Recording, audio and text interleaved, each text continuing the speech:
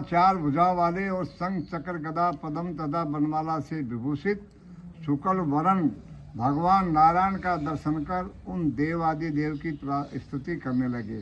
क्या कहे नारद जी? बोले हे वाणी और मन से परे स्वरूप वाले, अनंत शक्ति संपन्न, आदि मध्य और अंत से रहित, निर्गुण और सकल कल्याण में गुणों से संपन्न, स्थावर जंगात्मक निखल सृष्टि प्रपंच के कारण भूत तथा भक्तों की पीड़ा नष्ट करने वाले परमात्मा आपको नमस्कार है। ऐसी प्रार्थना सुनने पर भगवान विष्णु ने नारद जी से कहा। श्री भगवान ने कहा कि महाभाग, आप किस प्रयोजन से यहाँ आए हैं? आपके मन में क्या है? कहिए, वह सब कुछ मैं आपको बतलाऊंगा। नारद जी बोले, भगवान, मृत्यु लोक में अपने पाप कर्मों के द्वारा विभिन्न योनियों में उत्पन्न सभी लोग बहुत प्रकार के दुखों से दुखी हो रहे हैं। हे नाथ, किस लघु छोटे से उपाय से उनके कष्टों का निवारण हो सकेगा? यदि आपकी मेरे ऊपर कृपा हो तो मैं सब सुनना चाहता हूँ, उसे बताएं।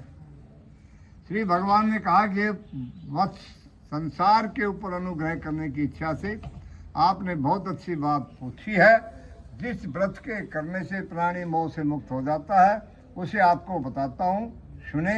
हे पुत्र, स्वर्ग और मृत्यु लोक में दुर्लभ भगवान सत्यनारायण का एक महानपूर्ण व्रत है। आपके स्नेह के कारण इस समय मैं उसे कह रहा हूँ। अच्छी प्रकार विधि विधान से भगवान सत्यनारायण का व्रत करके मनुष्य शीघ्र सुख प्राप्त कर परलोक में मोक्ष प्राप्त कर सकता है। भगवान की ऐसी वाणी सुनकर नारद मुनि ने कहा। नारद जी बोले, या वे पूछ रहा है, नारद जी भगवान से कह रहे हैं। नारद जी बोले, प्रभु, इस व्रत को करने का फल क्या है? इसका विधान क्या है? इस व्रत को किसने किया और कब इसे करना चाहिए? ये सब विस्तार पूर्वक मुझे बतलाइए। श्री भगवान ने कहा कि सत्यनारायण का व्रत दुख शोक आदि का शमन करने वाला, यानी मिटाने वाला, धन में दान की वृद्धि करने वाला, सौभाग्य और संतान देने वाला और सभी जगह विजय प्रदान करने वाला है। फिर भगवान ने कहा, जिस किसी भी दिन, कोई फिक्स नहीं इसके लिए, जिस किसी भी दिन भक्ति और श्रद्धा से समन्वित होकर मनुष्य ब्राह्मणों और बंधु बांधवों के साथ धर्म में तत्पर होकर सायंकाल श्री सत्यनारायण की पूजा करें। ये थोड़ा जरूरी है। दिन कोई फिक्स को ना, तुम पूर्वासी के चक्कर में रहो सो।